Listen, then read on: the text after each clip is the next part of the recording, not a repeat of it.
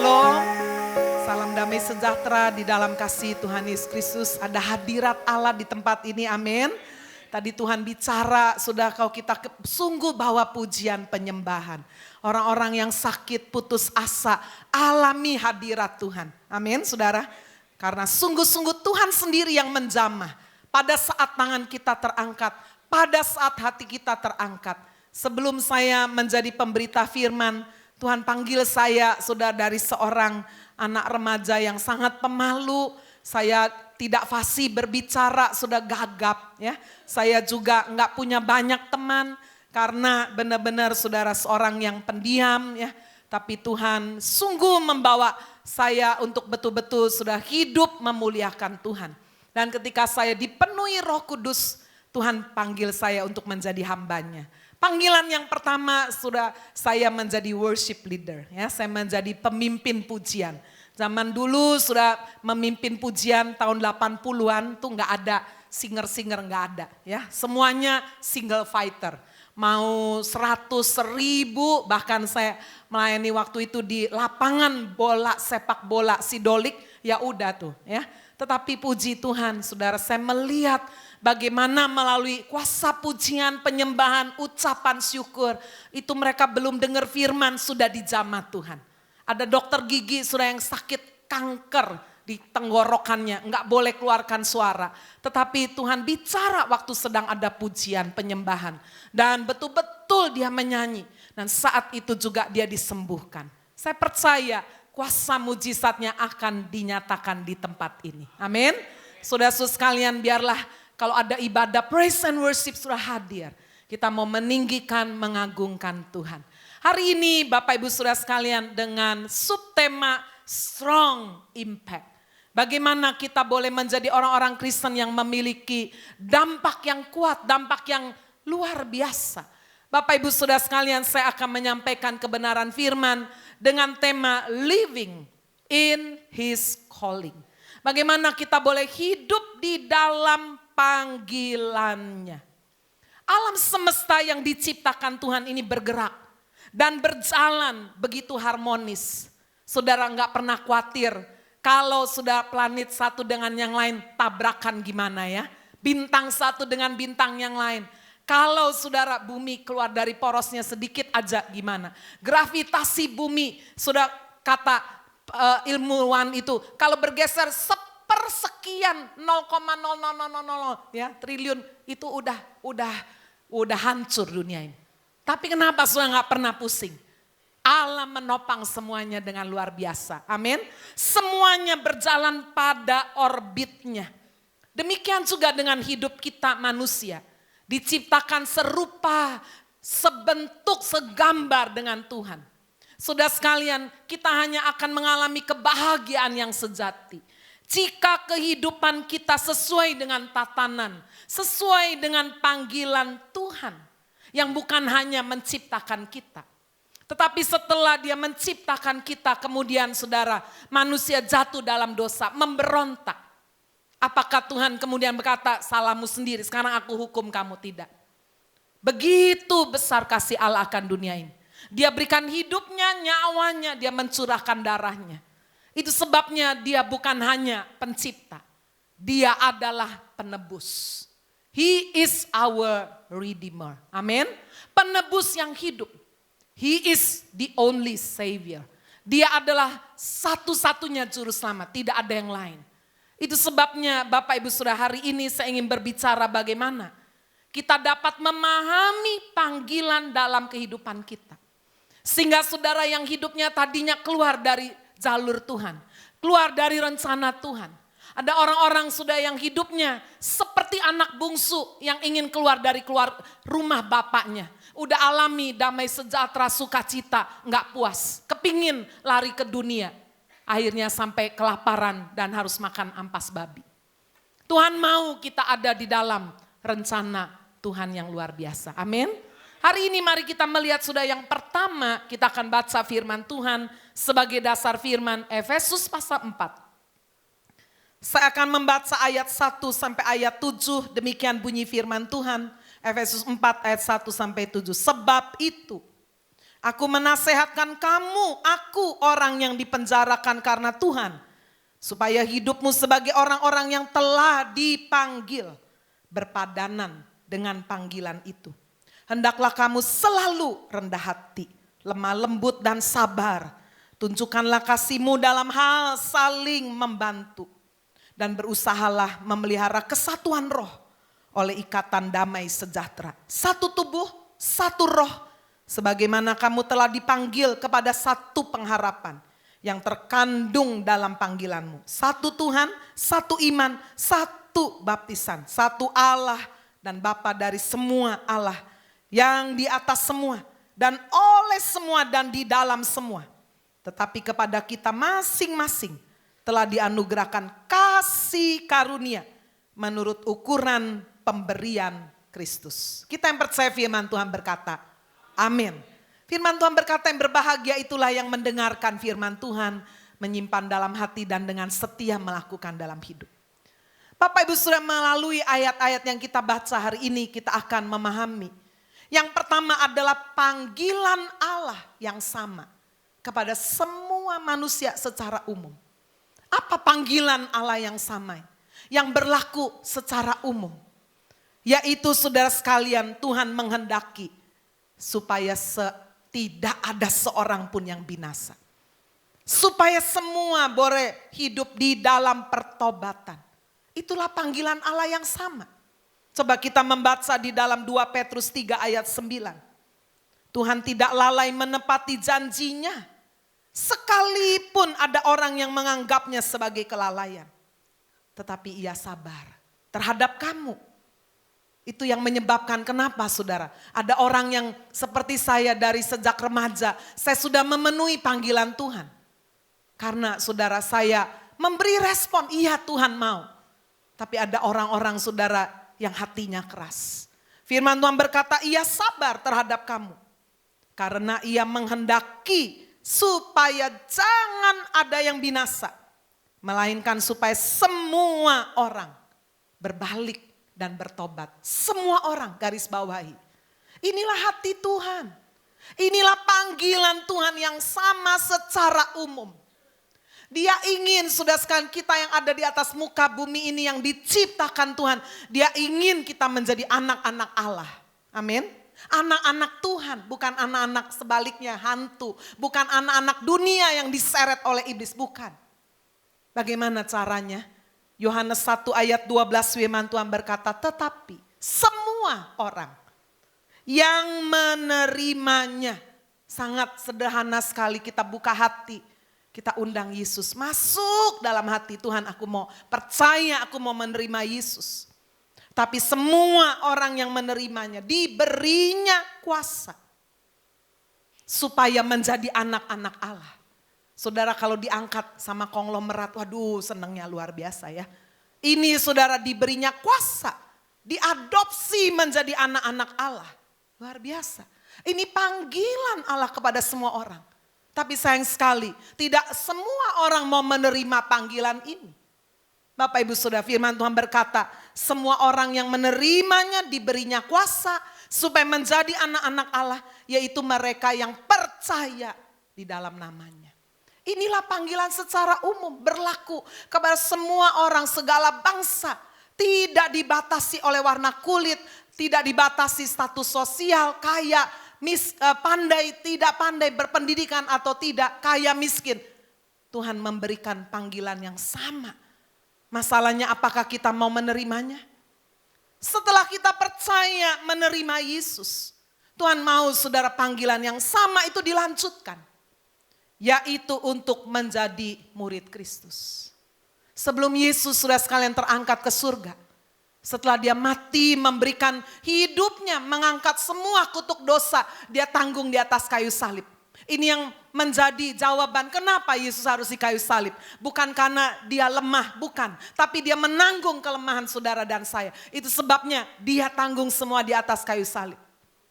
Tetapi dia bukan manusia biasa. Saudara sekalian, dia mengalahkan kematian. 3 hari kemudian dia bangkit.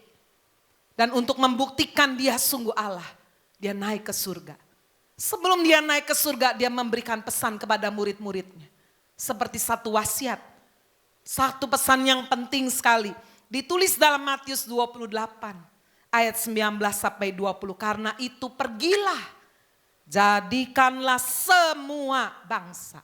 Bukan sebagian, semua bangsa. Bangsa apa saja, warna kulit apa aja. Ini panggilan Allah secara umum. Itu sebabnya gereja Happy Family punya misi on air. Misi di udara, saudara. Melalui firman Tuhan. Saudara bisa ketik YouTube atau ketik aja di itu. Lensa firman akan keluar ada 500 renungan 3 menitan.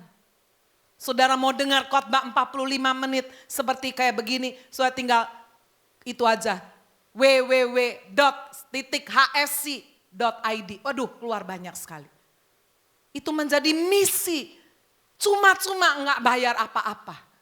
Saudara, dengan satu tujuan apa? Ya ini. Menjadikan semua bangsa-bangsa apa aja. Muridku, kata firman Tuhan. Dan baptislah mereka di dalam nama Bapa dan Anak dan Roh Kudus. Dan ajarlah mereka melakukan segala sesuatu. Bukan sebagian, bukan sedikit-sedikit. Ajarlah mereka melakukan segala sesuatu yang telah kuperintahkan kepadamu dan ketahuilah. Aku menyertai kamu senantiasa. Enggak sekali-sekali kalau cuma dia lagi ada waktu aja, tidak. Senantiasa sampai kepada akhir zaman. Bapak Ibu, inilah panggilan Tuhan. Secara umum menjadi murid Kristus. Murid yang percaya harus dibaptis. Kenapa sudah? Bu, yang penting kan hati. Oh ya, saudara mau? Kalau saudara punya anak perempuan pacaran, terus 5 tahun, 6 tahun, 7 tahun, 8 tahun. Pacaran gak dikawin-kawin, mau? Ya. Kalau saudara tanya, anakku kok gak dilamar-lamar? Oh gak perlu, yang penting hati kan. Hati aku pokoknya cinta. Cinta sih cinta, bukti cintanya apa? Lamar dong, nikahi dong. Nah, saudara udah percaya, bukti sudah percaya Pak firman Tuhan berkata, percaya dan beri dirimu dibaptis. Amin. Ketika seseorang dibaptis, kata baptisan, baptizo bahasa asli Yunaninya. Artinya diselam, dikubur, masuk semua saudara. Dikubur bersama dengan Kristus. Hidup lama kita, hidup dosa kita dikubur. Tapi kemudian dibangkitkan kembali bersama kebangkitan Kristus. Itu makna baptisan. Orang yang percaya, tanda, meterai percayanya apa? Saya mau dibaptis. Akhir bulan September akan ada baptisan, minggu terakhir. Beri diri sudah dibaptis, daftarkan. Saudara sekalian, ketika kita sudah percaya dan dibaptis, kita belajar jadi murid. Disciple. Saudara, mengandung kata apa? Disiplin. Saya yakin setiap sudah pernah jadi murid, kita semua sekolah. Taman kanak-kanak, SD, SMP, SMA, S1, S2, sekolah, S3, terus belajar. Perlu disiplin. Tuhan juga mau saudara kita menjadi disciple, not just follower. Tidak hanya pengikut. Kalau angin ke barat, ikut ke barat. Angin ke timur, ikut ke timur. Lagi mood, ya ke gereja. Enggak mood, ya enggak lah. Nah itu namanya Kristen mood-moodan. Tapi kita mau menjadi murid Kristus. Amin. Kristen yang menjadi murid. Murid yang dikatakan belajar bukan hanya belajar firman. Tetapi saudara lihat standarnya Tuhan. Firman Tuhan berkata, ajarlah mereka melakukan. Ajarlah mereka melakukan segala sesuatu. Bukan sedikit, segala sesuatu yang telah kuperintahkan kepadamu. Bapak Ibu Saudara, saya mau sharing sedikit mengenai satu kegerakan Tuhan. Yang sebetulnya saya melihat caranya sederhana tapi Tuhan pakai luar biasa. Minggu lalu mungkin juga udah diumumkan ya. Namanya itu program Ayo Baca Alkitab. ABA namanya. Ya, jangan ketukar sama itu saudara. Kasih korban itu tadi saya lewat dari gereja mau kasih korban Idul Adha. ABA, waduh ini bukan ABA itu lain saudara. ABA ini singkatan Ayo Baca Alkitab. Program ini bukan saya sudah founder yang bukan. Tapi seorang ibu dari Jakarta, seorang psikolog. Dia memikirkan bagaimana supaya orang Kristen itu bisa baca Alkitab. Saya yakin sebagian besar saudara baca. Tapi kalau lagi sakit ya malas, gak usah, repot, gak usah, ngantuk, besok. Akhirnya pas bolong-bolong terus. Kadang, Bu saya udah satu Alkitab baca, habis itu gak baca lagi. Tetapi saudara, program ini menolong Bapak Ibu saudara mau tidak mau konsisten. 1 Juli saya bersama ibu-ibu yang lain ada 65 orang. Kami mulai saudara masuk ke WhatsApp group, daftarkan nomor handphone saudara di WhatsApp nanti di invite. Lalu kemudian kami 1 Juli mulai baca bersama-sama dari Matius. Setiap hari 5 pasal. 5 pasal Bu? Tak kirain 5 ayat. Aduh 5 pasal. Bapak Ibu pikir 5 pasal tuh banyak? Tidak. Saya menit saudara. 5 pasal kalau yang Matius memang agak panjang. Kurang lebih 20 menit selesai. Asal fokus. Jangan baca ting ting ting ting. Ya ting ting ting. Ya gak kelar-kelar itu mah. Fokus 20 menit selesai. Benar saudara. Kami dari ibu-ibu mulai dengan 65 orang. Ternyata saya cek saudara. Seluruh perjanjian baru itu ada 260 pasal. Berarti kalau satu hari 5 pasal. Berapa hari saudara selesai? Dalam waktu hanya 260 bagi 5, 52 hari. Bayangin tidak sampai 2 bulan saudara bisa baca Matius sampai Wahyu selesai. Tapi ada aja sih orang yang negatif ngomong gini, Bu gak ngerti kan percuma. Saya saudara waktu tahu gerakan ini saya langsung menerima, kenapa? Saya dulu S1-nya sastra Inggris. Waktu saya mulai tingkat 1 saudara kuliah. Dosen saya langsung berkata begini, mulai hari ini kalian mahasiswa-mahasiswi sastra Inggris tidak pernah boleh lagi baca buku bahasa Indonesia. Ya. Lu kalau nggak ngerti gimana? Jangan lihat kamus. Ngerti, nggak ngerti, baca. Maksudnya gimana? Ya, supaya kamu dapat feelingnya. Nanti kata yang nggak ngerti akan muncul lagi di belakang lama-lama perasaan bahasa itu muncul. Dosen saya masuk akal. Sebab kalau saudara baca buku nggak ngerti, lihat kamus. Nanti nggak kamus, lama-lama bosen, banting bukunya. Jadi saya waktu dengar gerakan ini, oh ya masuk akal. Anak-anak Tuhan supaya mendapat highlight seluruhnya Alkitab itu kayak apa. Bapak Ibu Saudara, 52 hari selesai perjanjian baru, kami langsung lanjut perjanjian lama. Lalu kemudian saudara saya mengajar di kelas Holy Spirit Training. Saya ingin menularkan itu ya, kan strong impact. Kita udah diberkati, kita gak simpan sendiri, kita bagi orang lain. Jadi murid-murid di kelas Holy Spirit yang saya ajar, saya bilang, ayo mau gak kalian baca Alkitab tiap hari, masuk ke WhatsApp group. Mau Bu, mau. Ya saya pikir 20-30 orang. Tapi saya pikir gini ya udah kerjanya sama kerasnya ini. Udahlah saya coba ajak beberapa teman asir-asir mau. Siapa yang menyangka saudara, tanggal 1 Agustus kami mulai grup yang kedua. Jumlahnya 102 orang. Bayangin 102. Wah orang masih mau. Saya buka lagi tanggal 8 Agustus 100 orang. Saudara pikir jemaat HSI semua? Tidak. Kita gak kenal jemaat dari mana-mana saudara. Ada yang dari luar pulau, ada yang dari Kalimantan, ada yang dari Banyuwangi, ada yang dari Australia, ada yang dari mana-mana. Agamanya apa aja termasuk Advent lah, Katolik lah, GPDI lah, interdenominasi. Saya heran, ini gerakan luar biasa. Tanggal 8 kita buka penuh 100. Tanggal 10 saya maksimalkan, nggak mau lebih dari itu, takut nanti kewalahan. Tanggal 10 buka 100, 15 Agustus 99, 20 Agustus 101 orang, 22 Agustus udah lihat saudara, jaraknya semakin dekat 108, 24 Agustus 109, 26 Agustus buka lagi 100, 27 buka, 29 besok sudah ada lagi grup baru 105. Ya. Saya lagi buka lagi saudara, kalau mau 2 September kita akan mulai. Ini satu kegerakan, Jogja sudah, Magelang. Saudara kalau hitung Surabaya aja dalam 1 bulan. Lebih dari 1.100 member. Dari mana ya? Saudara dengar baik-baik, saya kalau pikir pakai logika. Ini orang diajak baca Alkitab 5 pasal, bukan makan gratis saudara.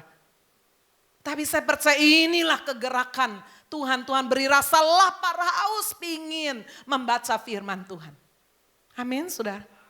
Menjadi murid ada disiplin, harus komitmen mau baca tiap hari. Ternyata enggak sulit, enggak mudah, enggak berat, mudah. Penggagasnya adalah seorang psikolog, dia berkata awalnya agak berat. Tapi terus lakukan itu disiplin 2 minggu, itu akan jadi habit, kebiasaan yang tidak lagi berat. Bapak Ibu Saudara, bagaimana kita menjadi murid Kristus? Untuk melakukan firman, kalau baca aja nggak tahu apa yang dilakukan. Kita mulai dengan the simple step. Kita mau baca. Lalu kemudian sudah dengan kuasa Roh Kudus kita melakukan segala sesuatu yang diperintahkan Tuhan. Dan Tuhan memberikan janji yang luar biasa kepada murid yang mau melakukan firman Tuhan. Di dalam Matius pasal 28 ayat 20 dikatakan, ajarlah mereka melakukan segala sesuatu yang telah kuperintahkan kepadamu dan ketahuilah. Aku menyertai kamu senantiasa. Bukan sekali-sekali kalau dia mau aja. Senantiasa. Sampai kapan? Sampai kepada akhir zaman. Inilah panggilan yang sama. Panggilan secara umum kepada segala bangsa. Sekarang pilihan itu ada pada Bapak Ibu Saudara-saudara berkata, yes, I do, I want to, aku mau Tuhan menerima panggilan itu. Sekarang kita lihat yang kedua. Adalah panggilan yang berbeda secara khusus. Tadi panggilan yang sama. Tapi yang kedua Tuhan juga mau kita hidup di dalam panggilan yang khas. Panggilan yang berbeda secara khusus. Sebelumnya mari kita melihat rambu-rambu lebih dulu. Untuk hidup dalam panggilan Tuhan. Kita membaca dari ayat 2 Efesus pasal 4. Ini rambu-rambunya. Hendaklah kamu selalu rendah hati. Orang kalau dipanggil Tuhan gak boleh sombong. Wih hebat, sapa dulu. Namanya dipanggil Tuhan, Tuhan yang memperlengkapi semuanya. Hendaklah kamu selalu rendah hati. Lemah lembut, nurut, taat, sabar, tunjukkanlah kasihmu dalam hal saling membantu. Dan berusahalah memelihara kesatuan roh. Pelihara kesatuan roh. Oleh ikatan damai sejahtera. Bapak Ibu, kalau orang berbeda-beda sama seperti anggota tubuh berbeda-beda. Coba bayangkan kalau muka saya isinya mata semua. Saya jadi monster. Mata bukan hidung, hidung bukan mata, hidung lain dengan telinga. Ya, saudara jangan bilang telinga kok elek ya, kayak gagang panci. Coba nggak ada telinga. Saya nggak bisa pakai kacamata ini, saya nggak bisa dengar. Betul tidak? Tuhan cipta luar biasa. Kenapa saudara rambut bisa tumbuh kok bulu mata nggak tumbuh-tumbuh? Coba kalau bulu mata tambah panjang. Nah, setiap hari kita nggak cuma motong rambut, motong bulu mata. Bapak Ibu, Tuhan atur semua itu organ-organ tubuh sesuai dengan yang dikehendakinya, ada kesatuan roh. Saudara kaki tidak iri hati dengan wajah. Wajah tiap hari cermin terus, cuci muka, facial, filler, botok, tarik sini, tarik sana. Kok nggak ada yang narik kaki? Aku mau tarik kaki, nggak ada. Wis kakinya buduk-buduk sedikit, wis oke. Asal mukanya mulus. Kaki nggak iri hati. Kaki bilang, kalau nggak ada saya, kamu nggak bisa mau cantik kayak apa juga. Betul nggak? Tapi saudara, kaki juga nggak boleh sombong. Kalau kaki toh coba nggak ada muka, waduh, menakutkan kan? Kesatuan roh, nggak usah sirik, jangan terpecah belah. Cerita saudara tentang dunia binatang. Di satu rumah hiduplah dengan rukun. Ayam, tikus dengan kelinci. Ayam sudah sekalian dia suka bersih-bersih rumah. Talentanya masak. Jadi dia di rumah bersihin rumah. Ya, saat dia masak teman-temannya datang sudah siap semuanya. Tikus saudara tidak takut dengan air. Jadi dia kebagian cari air. Sudah sementara satu lagi kelinci, dia suka meloncat-loncat. Posisinya ada di hutan, cari kayu. Hidup rukun. Sampai satu kali, datanglah satu serigala. Enggak seneng terhadap kerukunan. Tapi gimana ini? Enggak bisa ini, kesatuan mereka kuat sekali. Lalu saudara, satu kali ayam ini lagi sibuk. Ya, serigala itu lihat ayam. Waduh, ayam langsung tutup pintu. Serigala bilang, waduh kamu hebat sekali. Enggak, saya enggak ganggu kamu. Saya benar-benar menghargai kerja keras kamu. Saya lihat ya kamu di antara 3 teman. Kamu ini yang paling banyak kerjanya, paling capek. Bersih-bersih rumah, masak, bersih-bersih semuanya. Kamu harus potong-potong semuanya untuk siapin temenmu. Tadi saya ketemu itu kelinci di hutan. Tidur-tidur, santai-santai, loncat sini, loncat sana. Aduh, angin semilir enak. Aduh, kelinci ini gak ada kerjanya. Dia jalan-jalan aja. Ya. Juga itu tikus, wah cuma berenang-berenang gak ada kerjaannya. Kamu paling berat. Waduh, enggak mereka itu baik. Oh kamu gak tahu sih, kamu itu ditipu. Wah, gimana kira-kira hatinya ayam? Kurang ajar. Wah ya udah berhasil tuh. Taruh itu bibit-bibit kebencian. Saudara sekalian, serigala mendatangi ini. Kelinci yang lagi sibuk, potong kayu, kumpulkan. Kamu kok gak ada istirahatnya? Saya lihat kamu luar biasa. Makanya kamu langsing terus ya. Loncat sini, loncat sana, kumpulin ini. Kamu terus ini. Aduh tadi saya baru dari rumahmu. Saya lihat ayam lagi nonton sinetron. Santai-santai makan. Saya lihat ya, itu makan yang enak-enak dia makan dulu. Kalian udah dikasih sisa-sisa semuanya. Waduh dia gak kepanasan, rumah ada AC. Sementara kamu lu kerja berat kayak begini. Kasian deh kamu kelinci. Enggak, ayam baik. Bukan cuma ayam saya kasih tahu. Tadi saya lewat sungai ya. Itu tikus itu cuma berenang-berenang ya. Dia santai sekali. Waduh kamu ini paling berat, memang kamu tak akui ya. Luar biasa kelinci. Waduh sudah lihat, kelinci udah rasa gak enak. Udah berhasil. Datang ini tikus, wah tikus lagi ambil air berat. Kamu gak takut kecemplung? Oh enggak, aku kan pinter berenang. Tadi saya baru dari rumahmu. Saya lihat ayam itu ya, itu lagi main itu, sinetron itu. Lagi nonton sinetron. Dia gak kerja itu, santai tidur-tiduran, sambil makan snack. Santai banget makannya dia, lihat gemuk kan. Kamu lihat kecil terus dari dulu. Saya lihat tadi juga kelinci itu gak ada kerjaannya, tidur-tiduran. Angin semilir, kamu lu bahaya sekali kerjaanmu. Di antara semua kamu paling bahaya. Kamu lengah sedikit kamu bisa itu loh tenggelam. Terbawa oleh arus. Waduh tikus mulai. Saudara-saudara sekalian hatinya mulai gak senang. So bayangkan 3 sahabat ini rukun hidup bersama belasan tahun. Tiba-tiba mereka pulang biasa bilang shalom, shalom, makan bersama. Ini tiba-tiba apa? Nggak ada shalom, shalom. Pintu dibanting, brak, waduh ada apa ini? Ayam juga udah nggak ini lagi. Ayo kalian ini ya, enak-enak aja, saya lu capek seharian. Kok ayam gak ramah gini? Tikus bilang, kamu ya di rumah nonton sinetron terus enak-enakan. Makan yang terbaik, makan dulu. Kelinci juga gak kalah. Iya kamu ini, kamu juga kamu. Cuma main-main di air aja. Kamu, waduh saudara jadi tahu. Saudara keluarga itu benar-benar yang tadinya diikat di dalam damai sejahtera kesatuan. Sekarang tercerai-berai. Akhirnya meeting malam itu putuskan. Ayam bilang oke, kalau kamu menganggap bahwa pekerjaanku ini ringan paling enak. Silakan. Saya juga gak mau di sini terus, saya juga berat sekali. Siapa yang mau gantiin, kata tikus? Saya, udah saya di rumah, saya capek, basah terus tiap hari. Kelinci bilang, ya udah ganti. Saya mau yang di air, berenang-berenang terus. Ayam di hutan, wah besoknya langsung ganti tugas semuanya. Tikus bersih-bersih susah sekali. Masak gak bisa saudara, badannya kecil, lama-lama kecemplung saudara. Lagi bikin sop.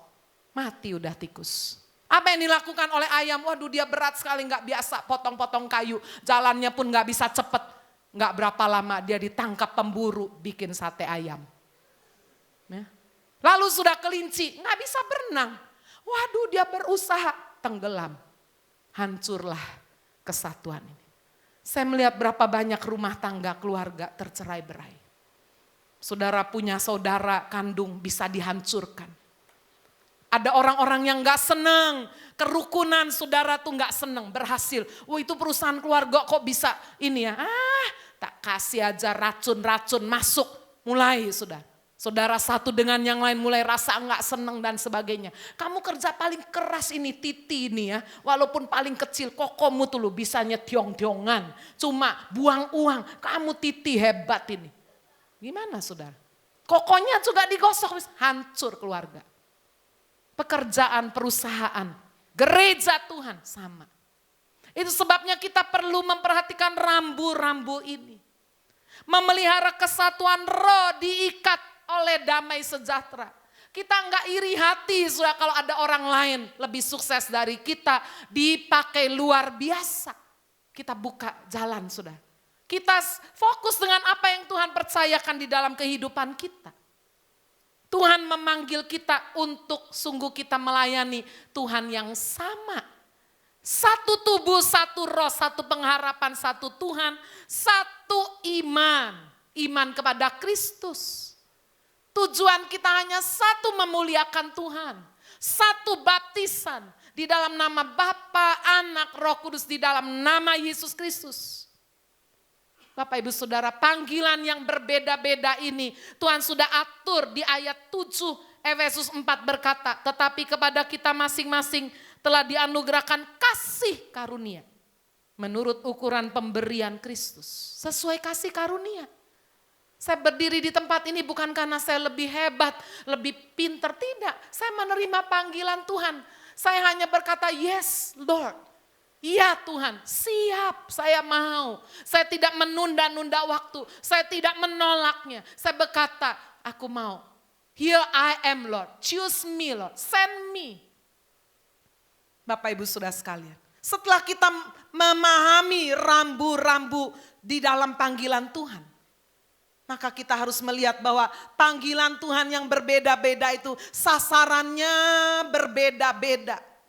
Ada orang-orang sudah seperti saya dipanggil Tuhan secara khusus melayani Tuhan sepenuh waktu. Memikirkan saudara, menjalankan bagaimana betul-betul orang dikuatkan di dalam iman, di dalam pengajaran. Di dalam kehidupan yang setia sudah menjadi murid Kristus, melayani Tuhan. Tapi tidak semua seperti itu. Ada orang-orang yang dipanggil di dunia profesi, marketplace. Ada yang dipanggil di dunia pendidikan, ada yang menjadi ilmuwan, ada yang di pemerintahan. Bapak Ibu Saudara, berbeda-beda. Tetapi satu Tuhan, satu pengharapan, satu tubuh, kesatuan roh diikat oleh damai sejahtera. Amin. Sekarang kita lihat contoh itu di dalam Alkitab yang pertama. Karena kita sedang membahas surat Efesus yang ditulis oleh Paulus, kita lihat hidup Paulus. Tuhan memanggil Paulus di dalam pelayanan. Siapa Paulus dulu? Namanya adalah Saulus. Seorang yang keturunan Ibrani, suku Benyamin. Dia sekolah saudara, hukum Taurat dia tahu. Dia ahli Farisi, melakukan semua hukum Taurat tidak bercacat celah. Dia punya guru besar, itu imam besar Gamaliel, luar biasa. Dia warga negara Rom, kaya, berpendidikan, gak ada yang kurang ini Saulus. Tapi Tuhan punya rencana yang luar biasa. Di dalam perjalanannya menuju Damsyik, mau menganiaya orang Kristen. Tuhan memanggil secara khusus. Panggil, ada suara dari langit, Saulus, Saulus. Mengapa kamu menganiaya aku? Waduh, Saulus kaget, dia rebah, buta 3 hari. Dan Tuhan tunjukkan dia berjumpa dengan seorang nabi namanya Ananias. Ananias dipakai namanya hanya tertulis sekali aja di seluruh perjanjian baru. Nabi Ananias. Dialah yang dipakai Tuhan untuk berbicara. Paulus ini akan dipakai dengan tujuan apa? Coba kita lihat Kisah Para Rasul 9 ayat 15. Tetapi firman Tuhan kepadanya, yaitu kepada Ananias, pergilah.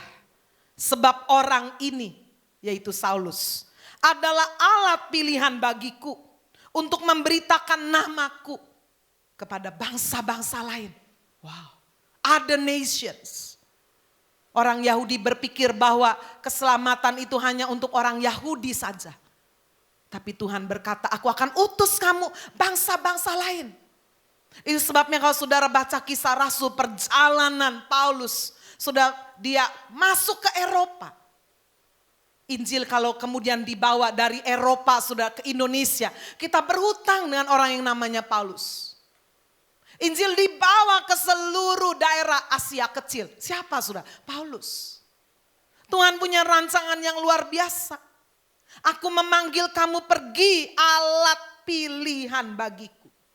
Untuk memberitakan namaku kepada bangsa-bangsa lain.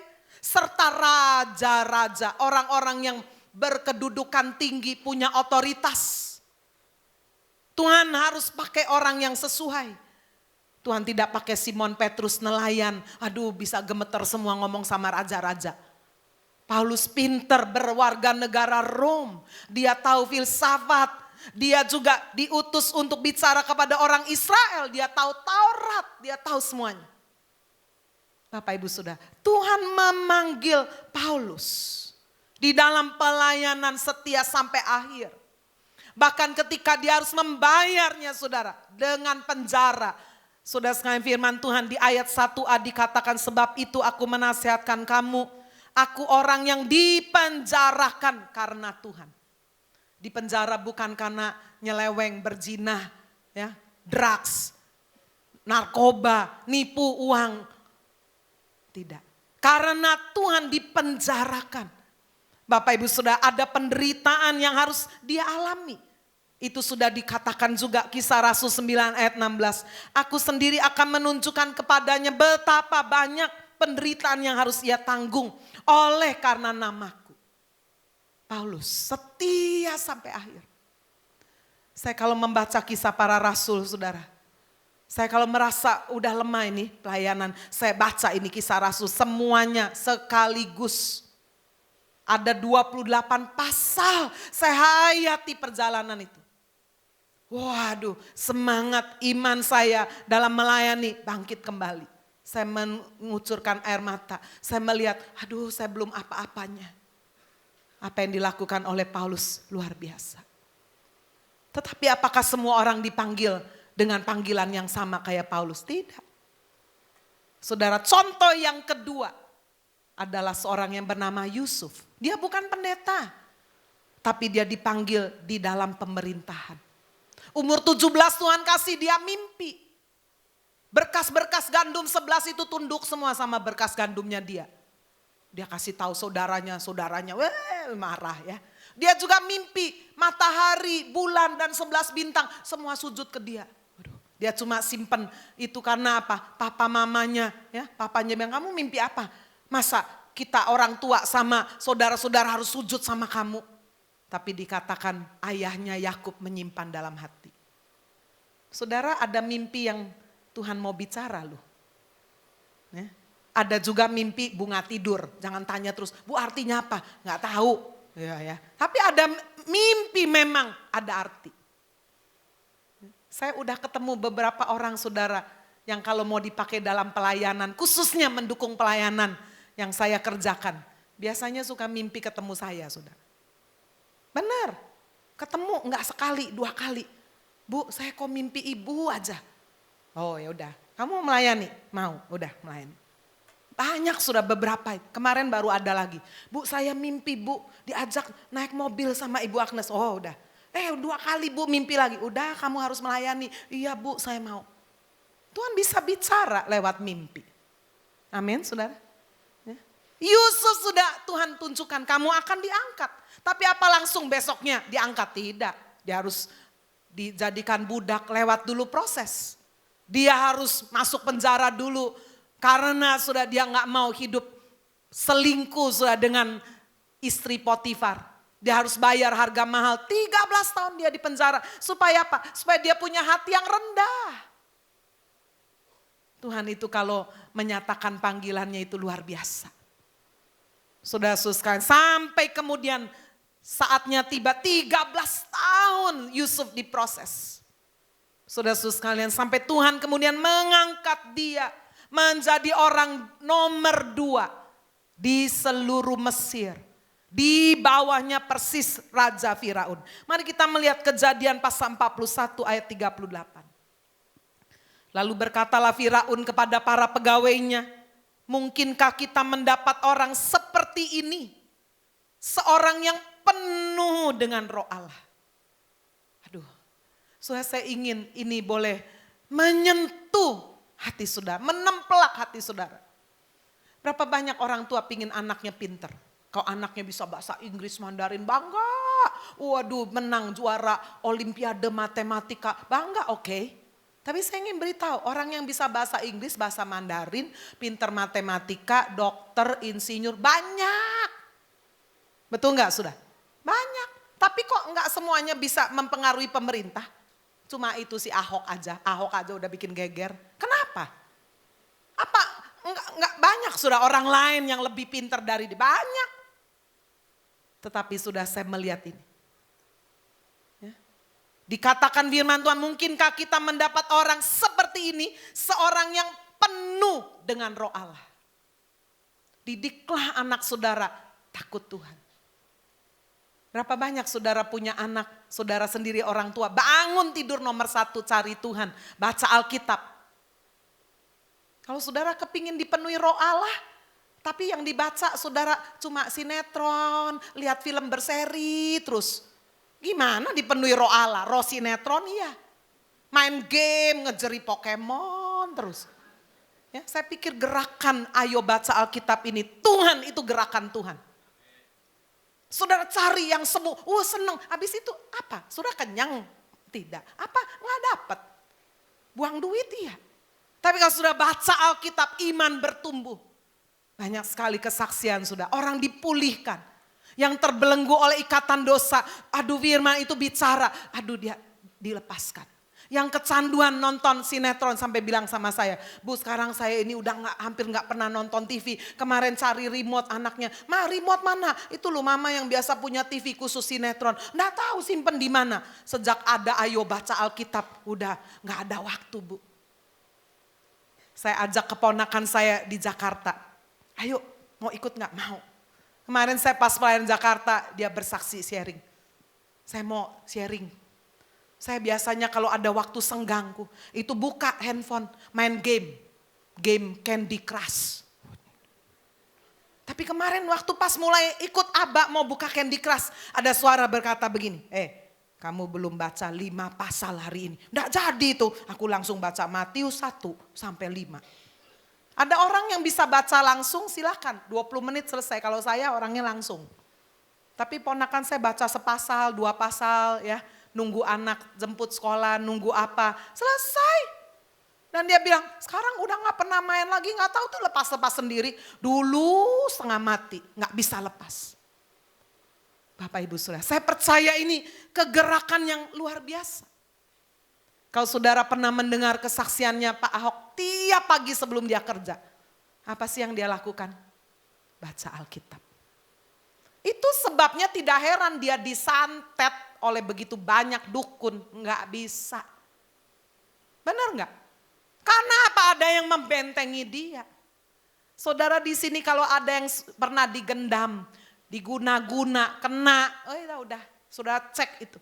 Apakah saudara penuh firman, penuh Roh Kudus atau roh kuda? Wah. Bapak Ibu Saudara, Tuhan mau ini seperti Yusuf dipilih bukan karena dia pinter. Yang pinter banyak. Tapi apakah kita akan menjumpai orang seperti dia yang penuh roh Allah?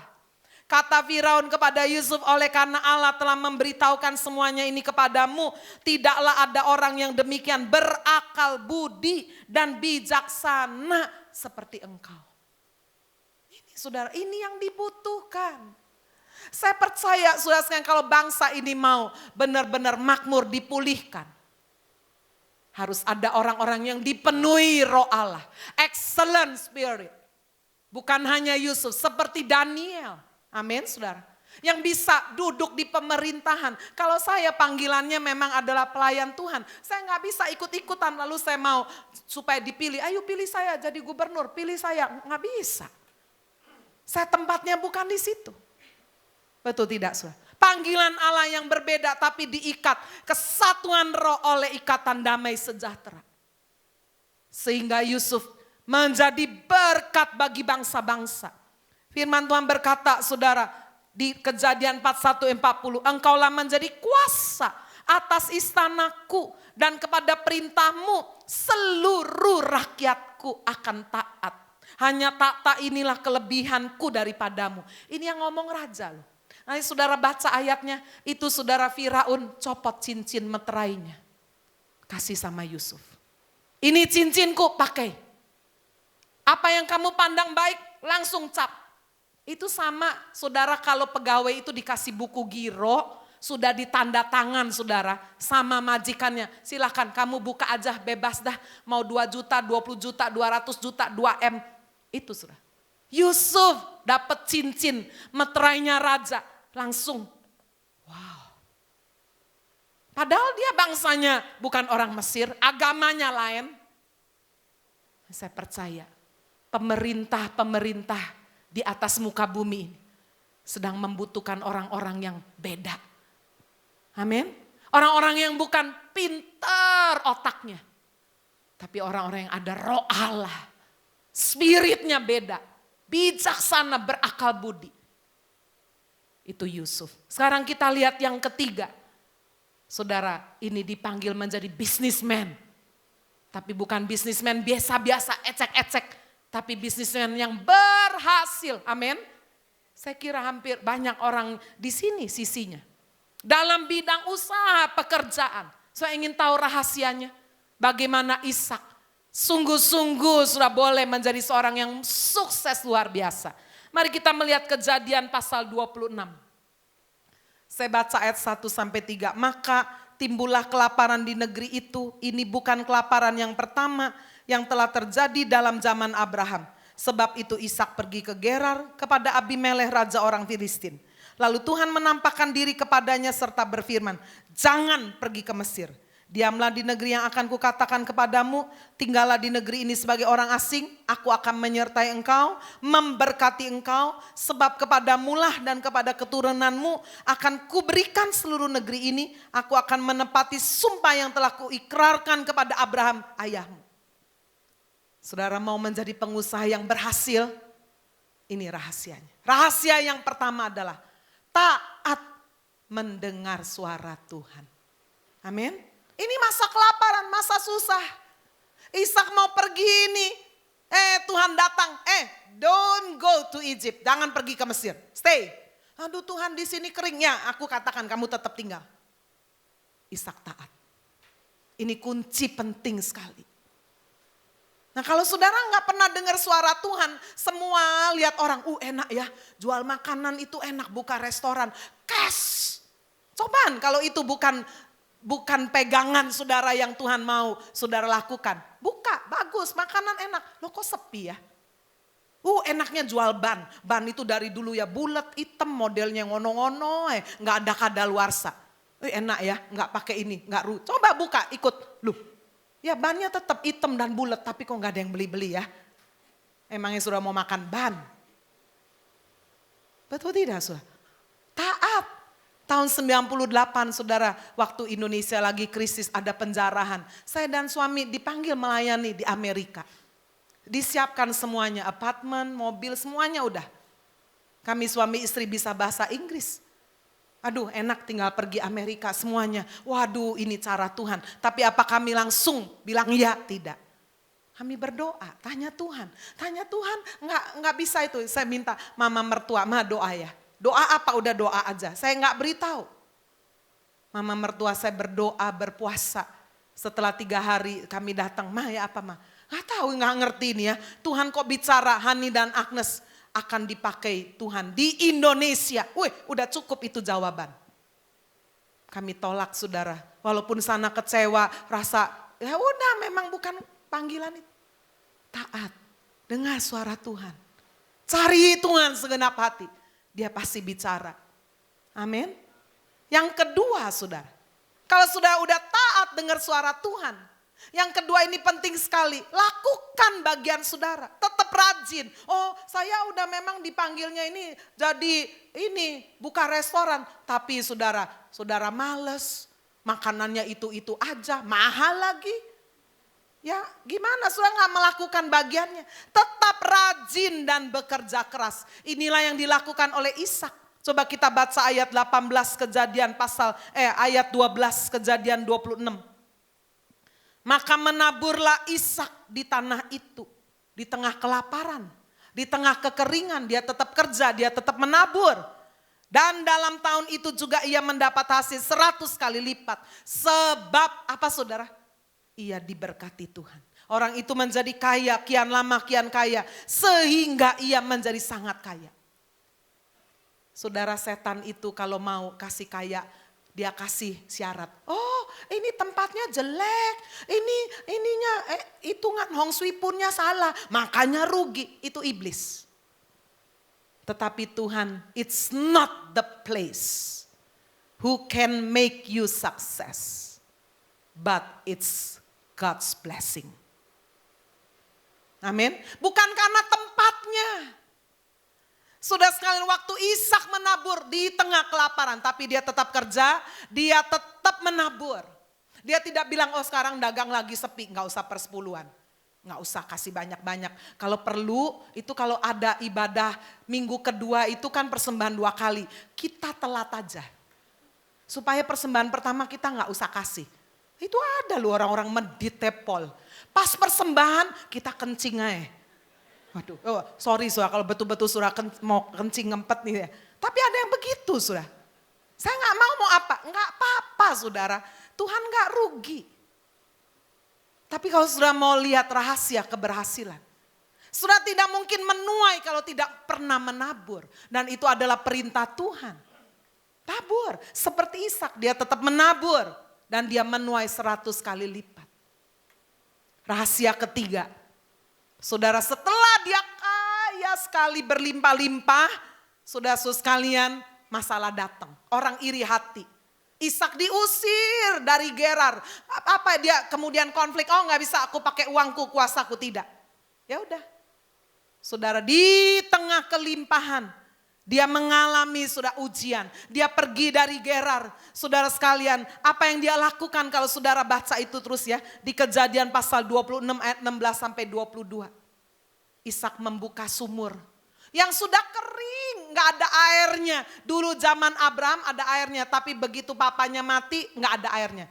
It is not the place, but it is God's blessing. Sumurnya kering kok.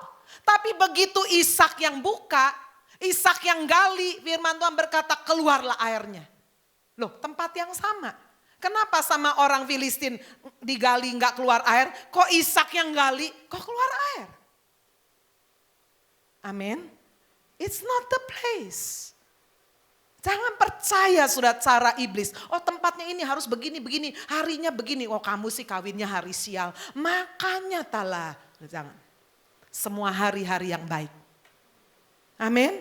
Saya kawin gak pakai peraturan. Oh harus gini pengantin gak boleh ketemu. Alah saya pertama kali ya.